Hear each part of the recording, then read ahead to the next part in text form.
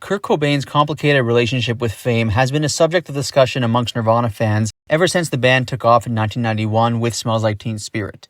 In this video, I'm going to show you clips from my interviews with Ernie Bailey, Bruce Pavitt, and Charles Peterson, where they discuss how fame impacted Kurt Cobain and Nirvana, and what Kurt's relationship with fame was like. Everything on my channel is 100% DIY. Thanks for watching. So now you're working with the band, early 92. Nevermind was released in September of 91, and in January of 92, it hit the number one spot. You were with the band, essentially, right when that explosion was happening. How was that impact on your life? I think you're really just kind of watching them to see how they're doing, because you know that your experience is nothing like theirs. You're in the background and not facing the kind of stuff that they are. What was bizarre, I think, is that is kind of like this line that you cross in kind of what I look back on now is like the two different Nirvanas. Like when you first start out and you're a spectator and, you're a Bleach fan, you're going to shows, you have just no skin in the game whatsoever. And so one day you start working for them and now you're involved and you're invested and you're concerned. And so that's kind of where shit gets real and it really changes. It went from, I think initially it was really exciting, like, oh my God, you're in and you're part of this world. But then the reality sets in that these are famous people, but their lives aren't perfect. They're incredibly messy. And being a fixer person, repair people, I think by nature, at a young age, you develop a sense of self-worth by fixing things and making things that are no longer functional. Suddenly they work again. And it is something that you enjoy doing. So it's a bizarre thing, I think, to come into when you are working in something that you really feel, I guess, really hopeful for, that you could make this thing a lot better. And so it was really fun for a while. But I think the more that you became involved with it and more invested, the more difficult it ultimately became. Was there any particular turning point where you felt like, okay, things are getting very challenging now? Like, was there any one moment, or was it just the whole thing sort of kind of progressively getting towards that point? I think it was kind of an ebb and flow where we had really fun days where it was as it seemed it should be, where people were working at their peak of human potential, and you were seeing the results. You were seeing incredible shows. There was amazing records being made, and then you had, other things that turned up. And there were other things, and drugs is a really big part of it. And I saw an interview recently with Dave where he said, in Nirvana, there were two different camps. There were people who did drugs and there were people who did not do drugs, and that he was part of the camp that did not. And that was a big part of it, was that you had, the ones who are, were very productive, and we want to make this thing work and to the best of its ability, and to see what sort of an environment you can help create for somebody who is a genius. We understood that we were working with an incredibly talented person.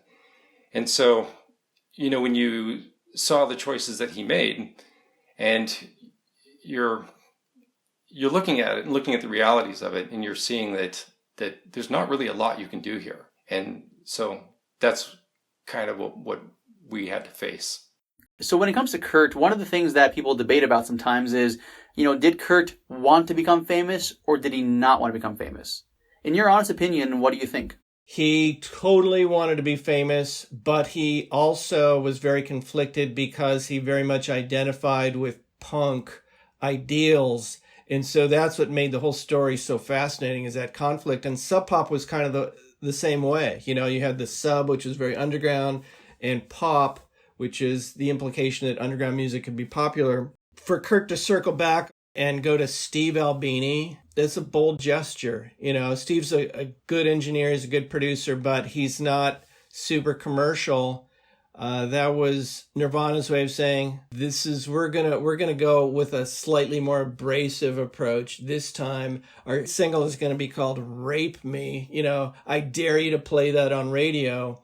They had a punk side, so you'd see that conflict, and it was pretty fascinating. My biz partner John Poneman has gone on record as saying, like, he had some talks with Kurt, And I didn't know this at the time, but he recently said, yeah, I had talks with Kurt, and he was like, we should be selling millions of records, you know?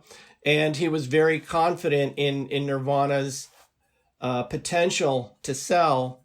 And it's, you know, the main reason he left Sub Pop, that even though he sold 40,000 copies, which in the indie world was at that time successful, he was like, no, that's not good enough. We should be selling millions of records.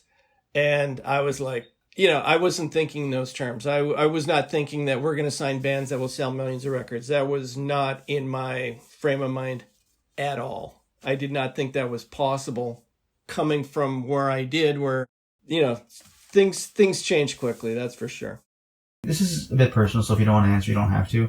When, you know, Kurt passed, how did that affect you personally?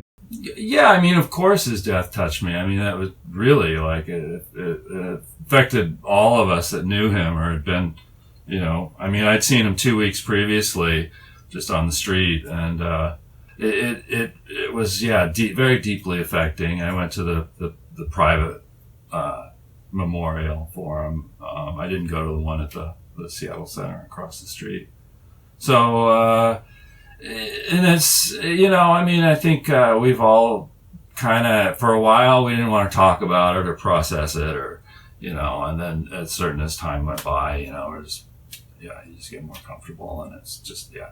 From an outsider's perspective, like someone who wasn't in the scene, I've always been curious, when Nirvana blew up, what was the reaction from you guys, and how did that affect the scene?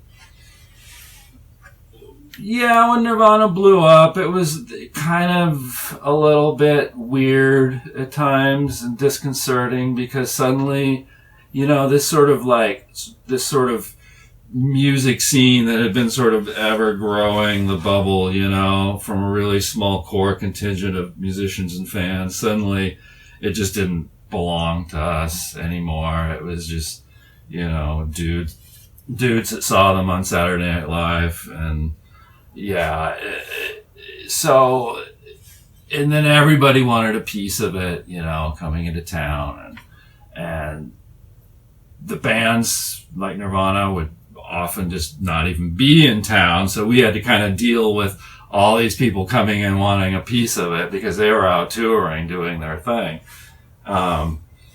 So yeah, it just changed. It wasn't as much fun anymore at a certain point. So, retroactively, would you guys have wished that it stayed small? No, I mean, definitely not, because it was too, I mean, it was a way of making a living. I mean, you know, I didn't, but everyone got to buy houses for the most part. I mean, you know, it was like, okay, yeah, we also get, it's always fame, I think, is always a double-edged sword, and the responsibility of being an artist and whatnot, you know. I mean, yeah, I wouldn't be selling fine art prints today and talking to you, and I mean, it is what it is. So yeah, it's good that it, I mean, I think we all deep down wish that